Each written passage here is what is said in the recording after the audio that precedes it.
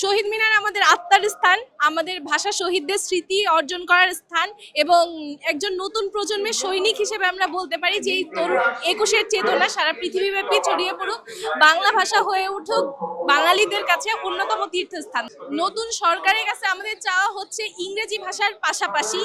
বাংলা ভাষা যেহেতু আমাদের মাতৃভাষা, প্রতিটি স্তরে সকল শিক্ষার্থীদের জন্য বাংলা ভাষাকে বাধ্যতামূলক করা, ইংলিশ মিডিয়াম স্কুলগুলোতেও যাতে হচ্ছে বাংলার প্রাধান্য দেওয়া হয় এবং বহির্বিশ্বের কাছে বাংলার যে অবদান সেটাকে যেন আরো সমুজ্জ্বল করা হয়, এতটুকুই চাওয়া।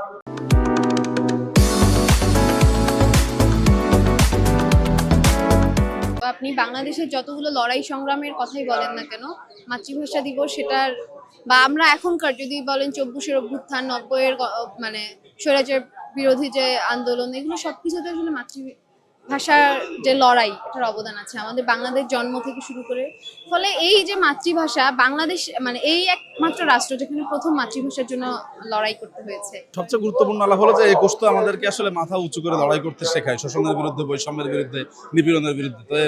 মানে ৫২ পরবর্তী বাংলাদেশের এই ভূখণ্ডে যতগুলো গণতান্ত্রিক আন্দোলন রয়েছে, প্রত্যেকটা আন্দোলনে তো ২১ একটা বিশেষ প্রেরণার জায়গা ছিল। ফলে সেই জায়গা থেকে খুব সুনির্দিষ্ট করে আমরা বলতে চাই, ভবিষ্যতের আমাদের এই যে এই জাতিগত মুক্তির, আমাদের যে শোষণ বৈষম্য নিপীড়নের বিরুদ্ধে যে লড়াই, সেই লড়াইয়ে ২১শে ফেব্রুয়ারি এবং আজকে আমার মনে হয় যে শহীদ মিনার আসলে আমাদেরকে আশা দেখাবে, আমাদের দিশা দেখাবে এবং পরবর্তী বৈষম্যহীন বাংলাদেশ বিনির্মাণে এটা গুরুত্বপূর্ণ ভূমিকা রাখবে।